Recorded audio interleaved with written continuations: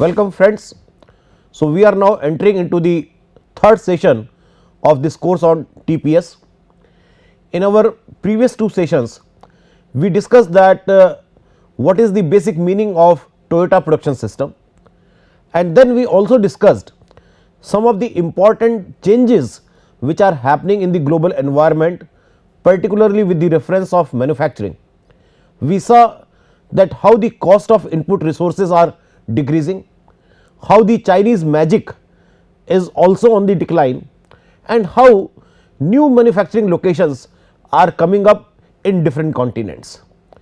If we discuss it particularly from the India's point of view, we also saw that many new countries, particularly in the Asian subcontinent also, as well as in Africa and Europe, there are competitive locations which are coming up. So, from India's point of view, we cannot sit silent. We need to be more aggressive and aggressive with respect to our excellence. We have large amount of quantity, but we lack in excellence, and therefore, this particular topic becomes more important from the India's point of view, that how to promote excellence in our manufacturing sector. And if we can do that, then because we already have large number of manufacturing organizations, we already have quantity. If quality is also coupled into that, there is no doubt that we can achieve a contribution of 25% in our GDP from the manufacturing sector. So, with this background, we have already started. Now, in this third session, we are going to discuss some academic aspect of this title, Toyota production system. Now, as we discussed yesterday, that production is basically a value addition activity. So, in this particular class, we are going to discuss what is the meaning of system. Now, if I take you to a different background, what is happiness? Now, each one of us define happiness in our own way. We have different meanings of happiness. Similarly, the definition of system or the concept of system may have different meaning for different people. It is very difficult to say that this is the single definition of system. People define system depending upon their context. If I am a mechanical engineer, I will define system in a different way. If I am a scientist, I will define system in a different way. If I am a doctor, I will define a system in a different way. So, depending upon my domain of knowledge, depending upon my profession, I define system accordingly.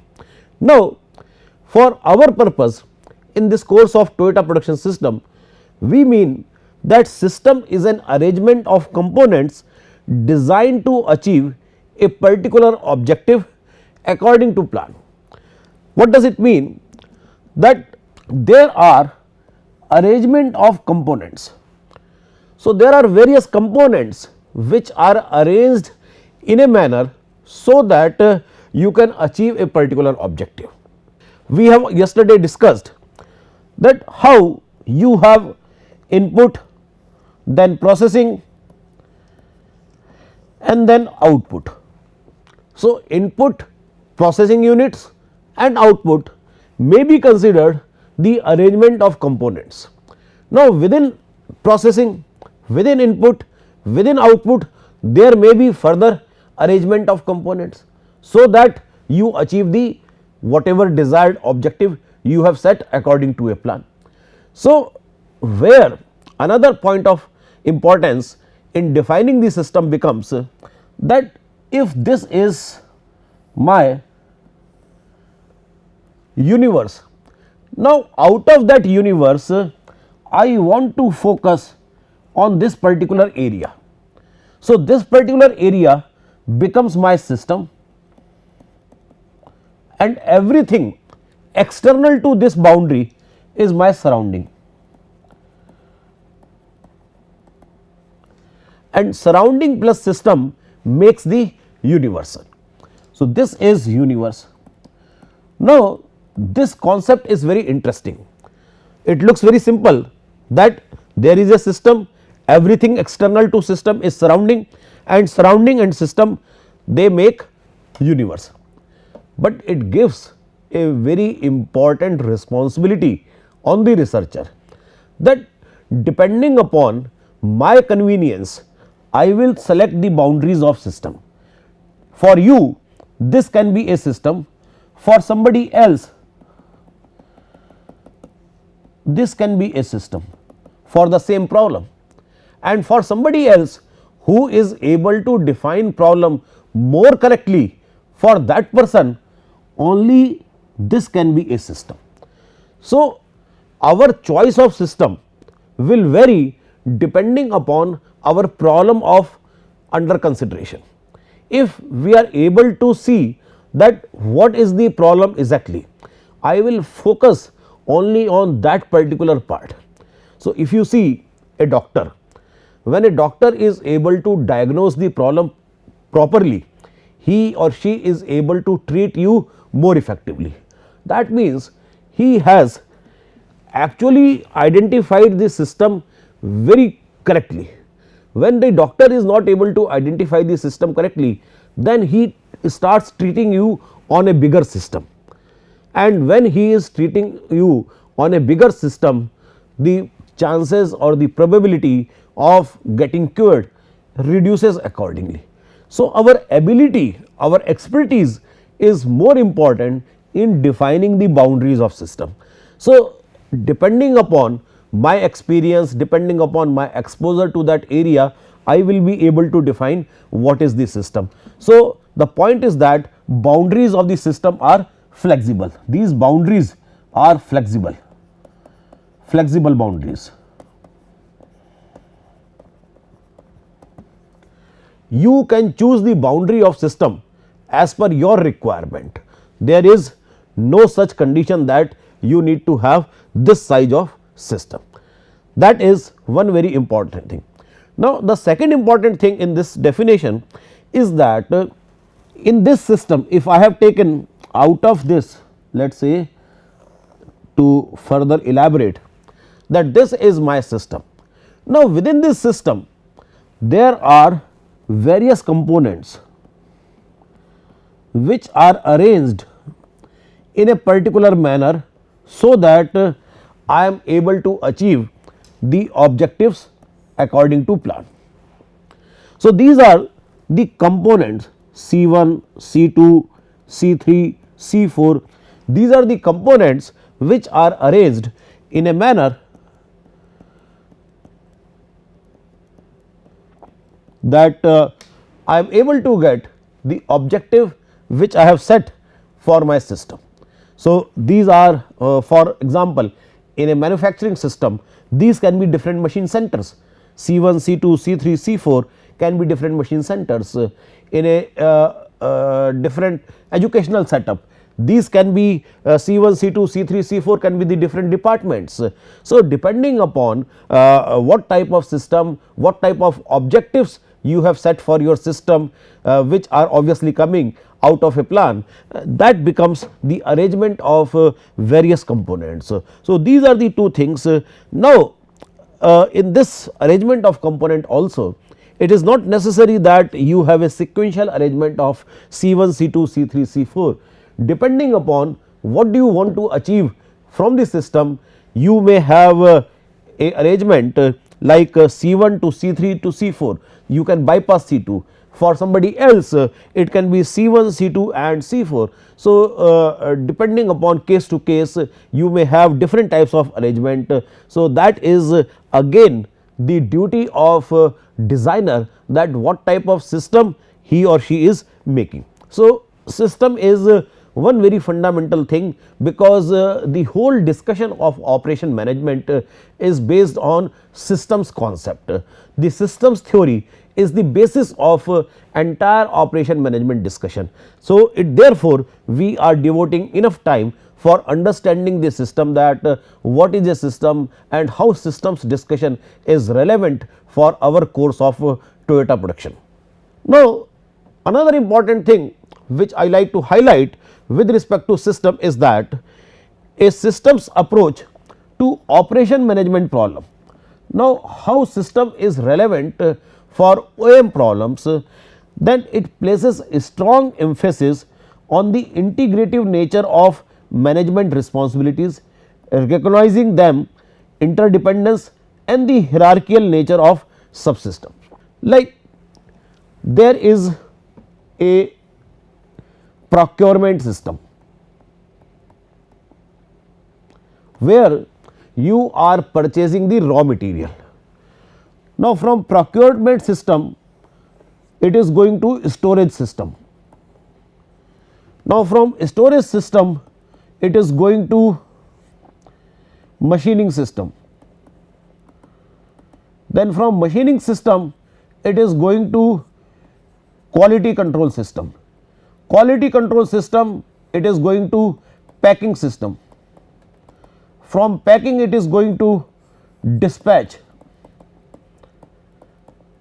Now, all these subsystems are having a very strong integrative role. Now, this integrative role is one key thing. Now, you see that procurement to storage to machining to quality control to packing and then finally it is coming to dispatch. Now, if that integrative role is not there, it will not be possible to deliver the objectives out of this system. If you have excessive delay at the storage stage, if you are not able to procure raw material at the right time, if your quality control is rejecting too many things, if it is not able to do justice with respect to the speed which is required, you will not be able to achieve on time delivery targets. So, the objective is to have on time delivery target, and for that purpose we need to have a very integrated role of all these subsystems. So, that is one key thing. Like in our previous slide we were discussing that how C1, C2, C3, C4 are required, and that is the components. Similarly, in this particular case all these subsystems are my components. You can say that these are the components of my manufacturing system, starting from the procurement and then finally dispatch of the finished goods. That is the components, and how these components are arranged, their integrated nature, that is key for the success of my manufacturing system.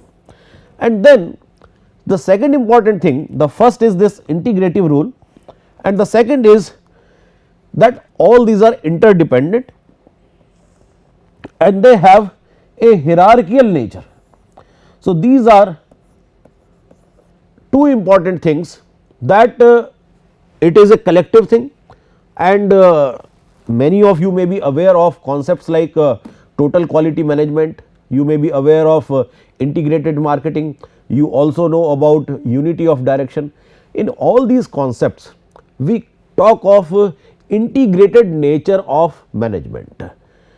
The time has gone where we used to work in silos. Now, we require highly integrated efforts in achieving the objectives or in developing the competitiveness for my organization. So, that is the point number 1. The point number 2 is about that all these subsystems, all these components are having some kind of interdependence on each other. Like if my machining system is working properly means if they have a well defined maintenance system, then only they will be able to produce products within limited variation. So, that will help the quality control, and at the same time if they have a proper machining system, then the storage system will able to provide the raw material, components, sub assemblies, etc. in just in time. So, all these things are interdependent and they work in a hierarchical manner. So, that is very important, that this particular slide discusses the role of system in OM. The previous slide was about what is a system, that was more generic, and this particular slide is more specific, that how system concept is applicable in operation management. So, I hope that we are not able to understand that the integrative nature of various components, the interdependence of these components, and the hierarchical nature of the components, these are some of the key things which are applicable from systems theory to the manufacturing systems. Now, going further, if we see this in the pictorial form, we have discussed already this type of diagram in our session 1, where we have a linear system, raw material is coming, you are processing. So, there are various you can say subcomponent in the processing, we have already discussed them with the name of C1, C2, C3, C4. So, this is primarily the operation activity, and then you are making finished goods, that is the product in the form of goods or services. Then this is the traditional way of working, but what is happening in the present context? So, for that purpose, if you see that we have now circular systems. So, this is forward, this is reverse, and then you see that this loop which is coming from output to input side, this is input side and this is output side. So, the loop which is coming from output to input side, this is the reverse loop, and by seeing this you have now a circular kind of phenomena. Finished goods, finished products are moving in one direction, and then the projects which are defected, products which have completed their useful life, or for any reason those products are not in use right now, these products are going back to the input side, so that they can be recycled, refurbished, remachined, reused, etc. And particularly because of a lot of debate in the arena of sustainability, this reverse systems are also becoming very prominent. So, that is one important reason, but otherwise also this reverse logic, this reverse movement is happening to get the feedback. This is not only for the recycle reuse purpose, but it is also for the feedback purpose, so that we can improve our products. We can see that how my products are performing, whether these are meeting the expectations, needs of the customer or not, and for that purpose we follow this reverse movement of the goods also. So, that is the system from the point of view of the operations management. You have forward movement of goods, and then you also have a reverse movement of goods, and that makes the concept of circular, where you have combined forward plus reverse. So, when we have combined both these systems, this makes my circular system. Now, let us see that in how many different ways and what are the different types of systems. So, we can classify systems according to different aspects. The first aspect on which we want to classify system, that is on the basis of creation. Now, on the basis of creation, you can have two types of systems. First is natural system and the second is man-made system. Now, the natural system, like we know that solar system for an example, that is a very good example of the natural system, that solar energy, then you have evaporation of water, it goes into the form of clouds, it rains again, and then again with the help of solar energy those rainwater get converted into clouds, and therefore, a kind of circular system which is not in the control of human power, that is a natural systems example. So, there are large number of natural systems where you take the advantage of those natural systems for the wealth creation and for making the life of human being more comfortable. That is one type of system. The second system is the man made system. So, most of the industrial systems,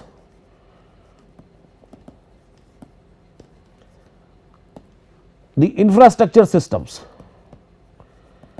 transportation systems, all these things are examples of man made system. So, how the entire aviation industry is working, how Indian Railway is working, these are some simple examples of man made system. So, man has created those systems, therefore, these are man made system. Nature has created those systems, therefore, these are the natural system. Since you have clearly identified who is the originator of this system, therefore, this classification is based on basis of who is the creator, on the basis of the creation of these systems. Then you have another important way of classifying these systems, that is according to the flexibility.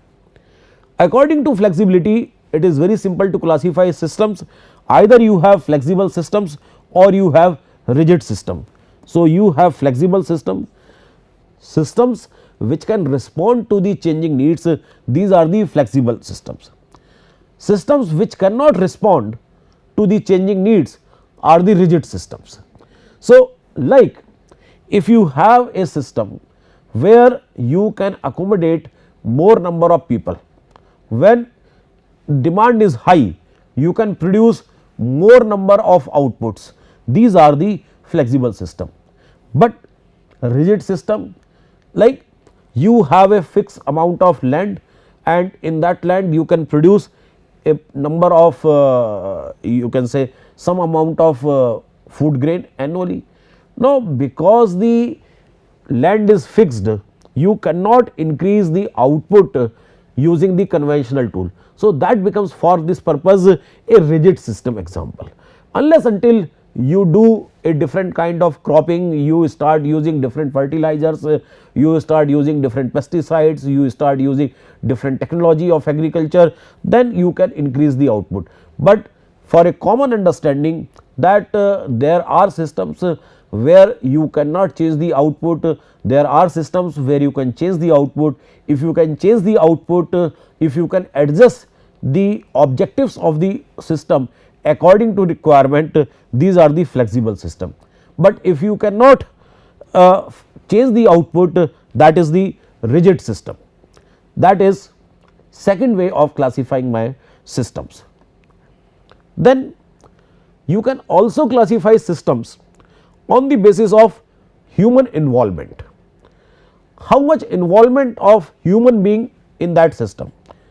There are systems which are totally human based system, manual systems. For example, if you are going to a Ayurvedic expert, so that Ayurvedic expert treats you with his knowledge, skills, and that is an example of completely manual system. But if you go to an industrial organization where you are talking of industry 4.0, so industry 4.0 where you are limiting the role of human involvement, that is automated machine system. So, if I see from the elementary point of view, most of the service sectors, you are going to a barber, you are going to a designer. So, here the manual involvement is very high. So, most of the services fall under the category of manual systems. And when you go to some kind of industry where some mass manufacturing is happening, assembly line, continuous production. In these kind of things, if you go to a hydropower, so there is very limited role of human being, and therefore, that becomes a very good example of automatic machine systems. So, you are just pressing the button, and by pressing the button you are able to get the huge amount of output. So, that is another way of classifying my systems on the basis of human involvement.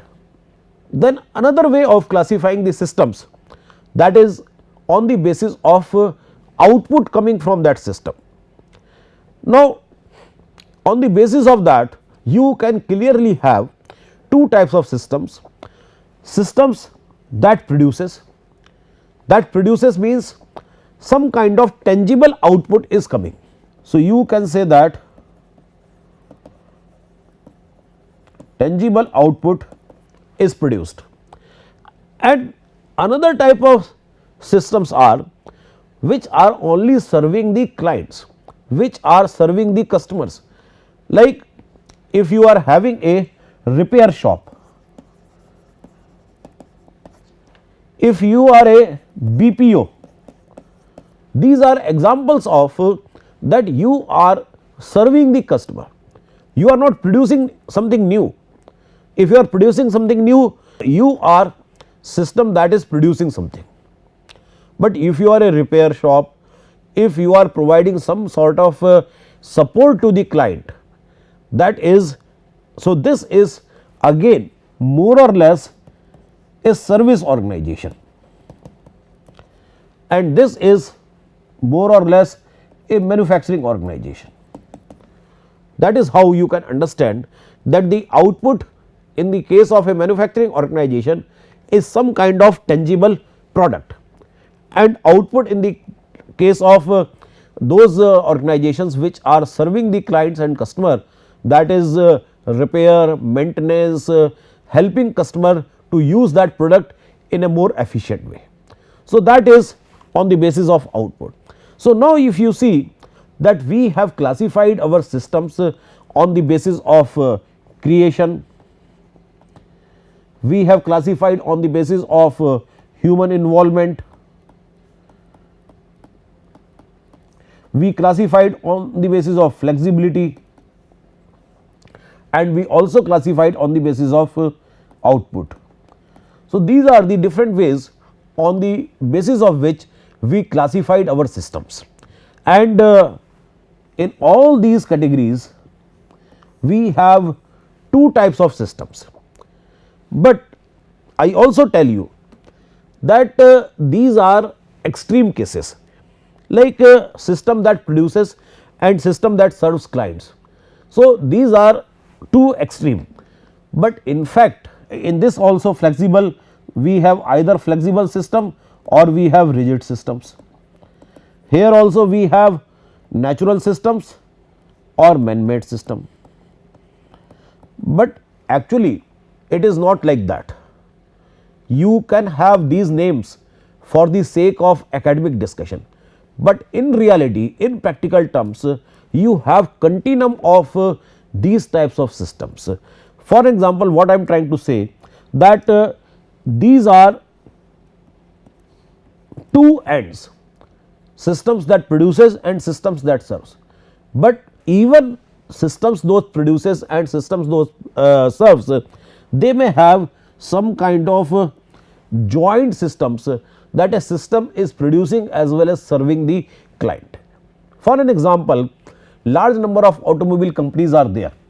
These companies are producing something, and at the same time to make the customer use their products in the more efficient manner, they have service stations across the market. So, these companies are producing as well as also helping customers for their service requirements. So, many organizations are having both the roles. When I am talking natural systems and man-made systems, no man-made system is possible without taking support from the natural systems. So, therefore, it is not in silos that man-made systems are totally independent of the natural systems. All man-made system take some sort of help from the natural systems. So, human involvement, either you are totally automatic machine system, but in that also you have some human involvement who are operating those machines.